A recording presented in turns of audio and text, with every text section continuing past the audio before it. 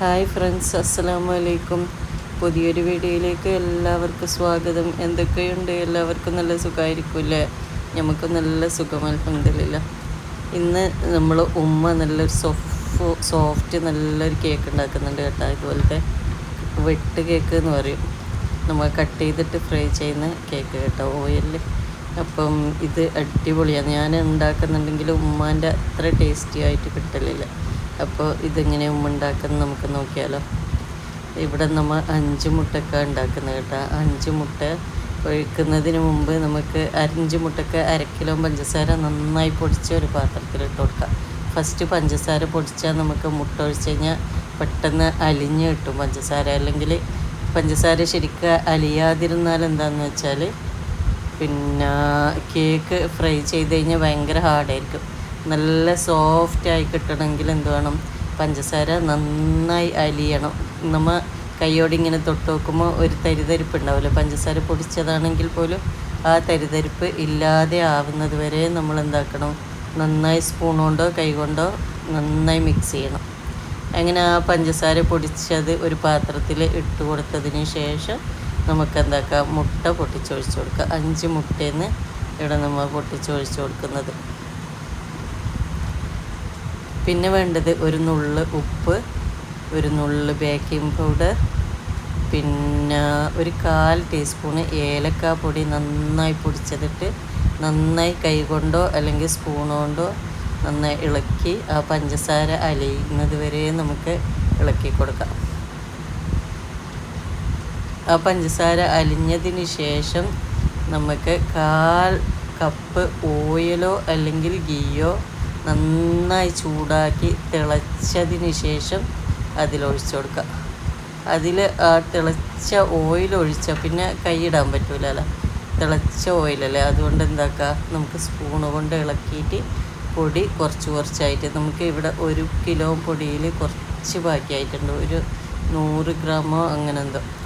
അപ്പോൾ ആ 1 കിലോ പൊടി തന്നെ നമുക്ക് എടുക്കുക. എന്നിട്ട് ആവശ്യത്തിന് കുറച്ചായിട്ട് നന്നായി കുഴച്ചതിന് ശേഷം ഫുള്ള് പൊടിയും ഒന്നിച്ചിട്ട് കഴിഞ്ഞാൽ ഭയങ്കര ഹാർഡായിപ്പോൾ പരത്താനും ഫ്രൈ ചെയ്യാനല്ല. അതുകൊണ്ട് കുറച്ചായി ഇതുപോലെ ഇട്ടിട്ട് നമുക്ക് എന്താക്കുക?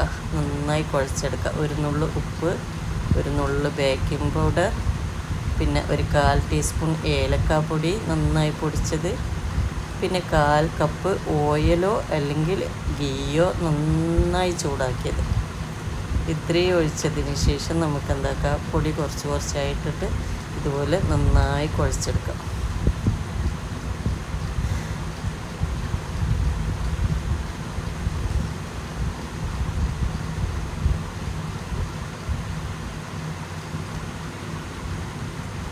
പൊടി കുഴച്ചതിന് ശേഷം നമുക്കൊരു 10 മിനിറ്റ് അവിടെ അടച്ചു വെച്ചതിന് ശേഷം ഇതുപോലെ ഉരുളകളാക്കിയിട്ട് കുറച്ച് വണ്ണത്തിൽ തന്നെ പരത്തിയെടുക്കാം.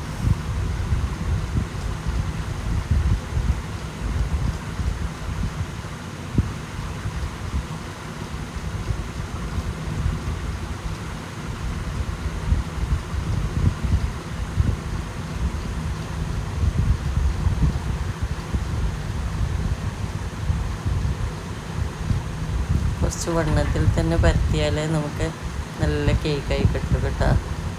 എന്നിട്ട് ഇതുപോലെ കട്ട് ചെയ്തിട്ട് നമുക്ക് ഇഷ്ടമുള്ള ഷേപ്പിൽ കട്ട് ചെയ്യാം. കട്ട് ചെയ്തതിന് ശേഷം ഒരു പാത്രം ചൂടായാൽ ഓയിലൊഴിച്ച് നന്നായി ചൂടായ ലോ ഫ്ലെയിമിലിട്ടിട്ട് നമുക്ക് ഓരോന്നായി ഇട്ട് ഫ്രൈ ചെയ്തെടുക്കാം.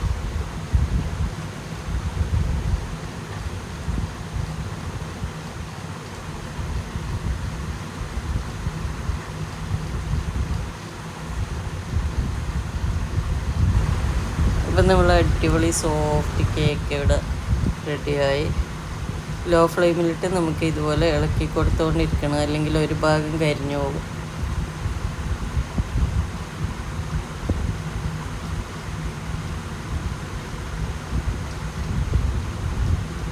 അങ്ങനെ ഫ്രൈ ആയിട്ട് നമുക്കൊരു ഗോൾഡൻ ബ്രൗൺ കളറാകുമ്പോൾ നമുക്ക് എന്താക്കാം? കോരി മാറ്റാം.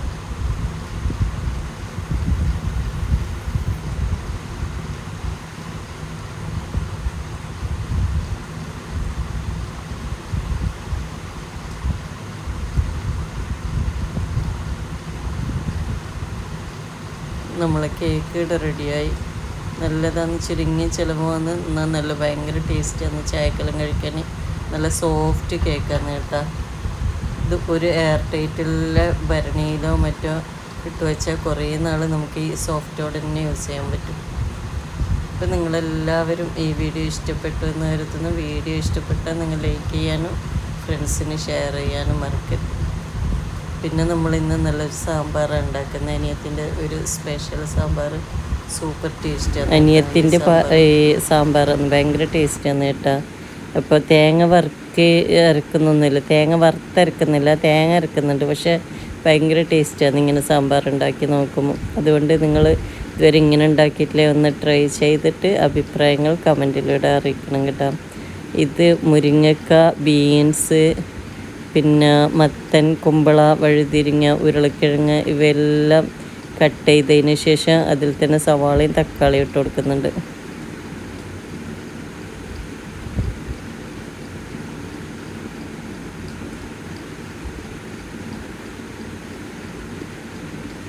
പിന്നെ ഈ ചെറിയ ഉള്ളി ഈ ഫ്രൈ ചെയ്ത് ഒഴിക്കുന്നതിൽ ഇടാൻ അങ്ങനെ എന്തോ ആണ് കേട്ടോ.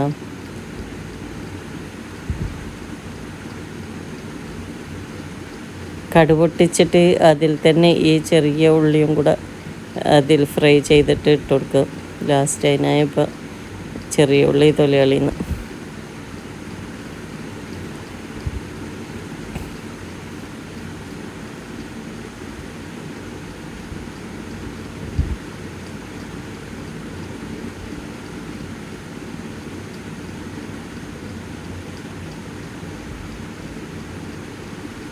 അങ്ങനെ നമ്മൾ പച്ചക്കറി, ചെറിയ ഉള്ളി, സവാള, തക്കാളി എല്ലാം ഇവിടെ കട്ട് ചെയ്ത് വെച്ച് റെഡി ആയിട്ടുണ്ട്, പച്ചക്കറികളെല്ലാം. പിന്നെ നമുക്ക് കുറച്ച് പരിപ്പ് കഴുകിയെടുക്കാം.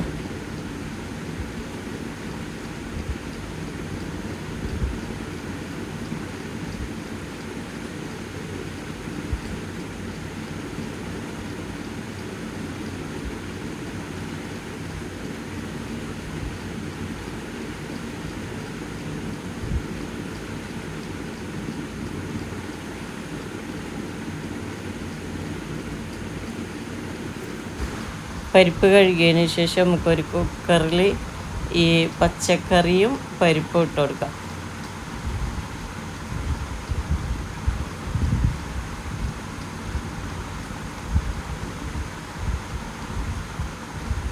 പച്ചക്കറി, സവാള, തക്കാളി, പരിപ്പ് എല്ലാം ഇട്ട് കൊടുക്കുന്നുണ്ട് ഇതിലൊന്നിച്ച് തന്നെ.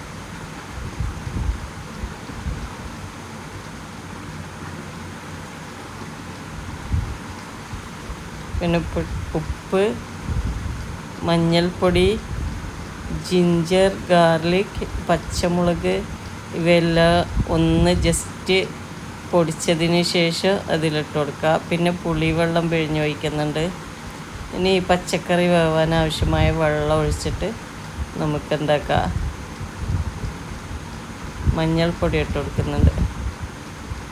മഞ്ഞൾപ്പൊടി ഉപ്പും ഇട്ട് അടച്ച് വെച്ചിട്ട് വേവിച്ചെടുക്കാം.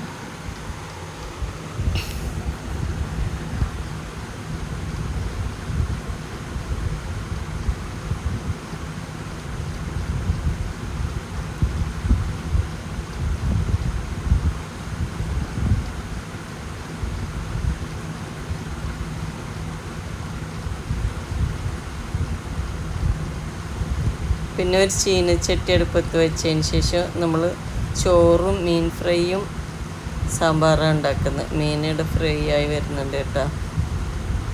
പിന്നെ ഒരു ചീനച്ചട്ടി അടുപ്പത്ത് വെച്ച് ചൂടായാൽ എന്താക്കാം, നമുക്ക് മഞ്ഞൾപ്പൊടി, മല്ലിപ്പൊടി, പിന്നെ മുളക് പൊടി, സാമ്പാർ പൊടി, പിന്നെ കായം ഇവയെല്ലാം ഇട്ട് നന്നായി ചൂടാക്കിയെടുക്കാം. ഇടുമ്പം തന്നെ ലോ ഫ്ലെയിമിലിട്ടിട്ട് നന്നായി ഇളക്കി കൊടുത്തുകൊണ്ടേ ഇരിക്കണം, അല്ലെങ്കിൽ പെട്ടെന്ന് കരിഞ്ഞു പോകും മുളക് പൊടി ആയതുകൊണ്ട്.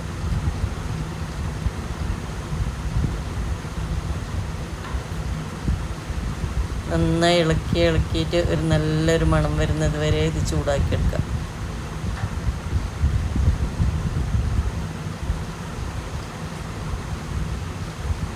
ചൂടായാൽ നമുക്ക് എന്താക്കാം, നേരത്തെ വേവിച്ച് വെച്ച് സാമ്പാറിലിട്ട് കൊടുക്കാം.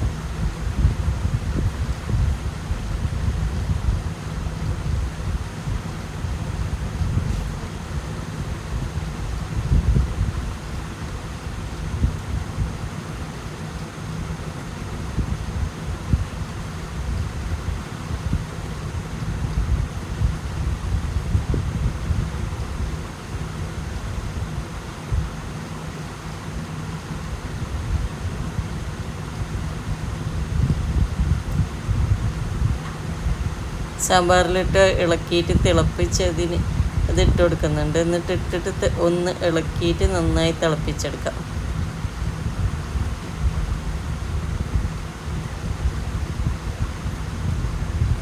പിന്നെ തേങ്ങ, ജീരകം, പച്ചമുളക്, സവാള ഇവയെല്ലാം നന്നായി അരച്ചെടുത്തതാണ്. അതൊഴിച്ചിട്ട് നമുക്ക് ഇളക്കി തിളപ്പിച്ചെടുക്കാം.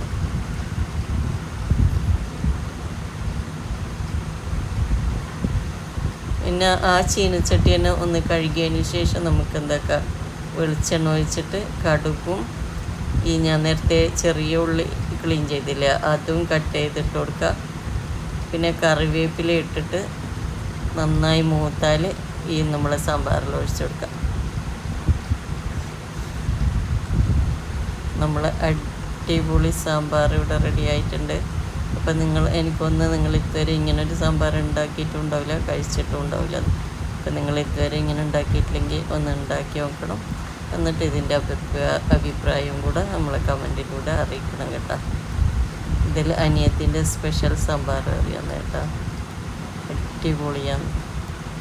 അങ്ങനെ നമ്മൾ ചോറ് അത് കഴിഞ്ഞ് കേട്ടോ. പിന്നെ അത് ഇന്നലെ തലേന്നാളാണ്. ഇന്നെന്താക്കുക, നമ്മൾ ബ്രേക്ക്ഫാസ്റ്റ് കഴിഞ്ഞിട്ട് അനിയത്തിൻ്റെ വീട്ടിലേക്ക് പോകുകയെന്ന്. ഞാനും എൻ്റെ ഒരു ചെറിയ കുഞ്ഞനിയത്തി, നമ്മൾ സാമ്പാർ ഉണ്ടാക്കിയ അനിയത്തിയെ ഞാനും കൂടിയിട്ട് മറ്റൊരു അനിയത്തിൻ്റെ വീട്ടിലേക്ക് വന്നിട്ട് അടുത്ത് തന്നെയാണ് കേട്ടോ. അനിയത്തിൻ്റെ വീട്ടിൽ പോകുമ്പോഴത്തേക്കോള് നല്ല ചോറെല്ലാം ഉണ്ടാക്കിയതിന്, നല്ല ബിരിയാണി. അങ്ങനെ അവൾക്ക് ഭയങ്കര തിരക്കാകുന്നതുകൊണ്ട് ഞാൻ സലാഡിനെല്ലാം കട്ട് ചെയ്ത് കൊടുത്തത്.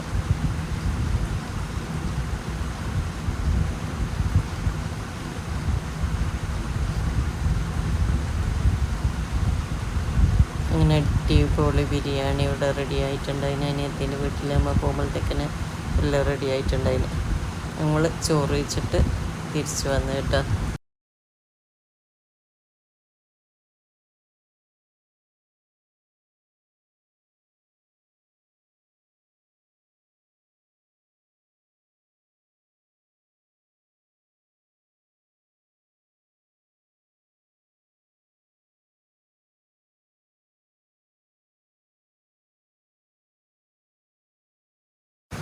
അപ്പോൾ ഇത്രയൊക്കെയാണ് ഇന്നത്തെ വിശേഷം. നിങ്ങൾക്കെല്ലാവർക്കും എൻ്റെ വീഡിയോ ഇഷ്ടപ്പെട്ടു എന്ന് കരുതുന്നു.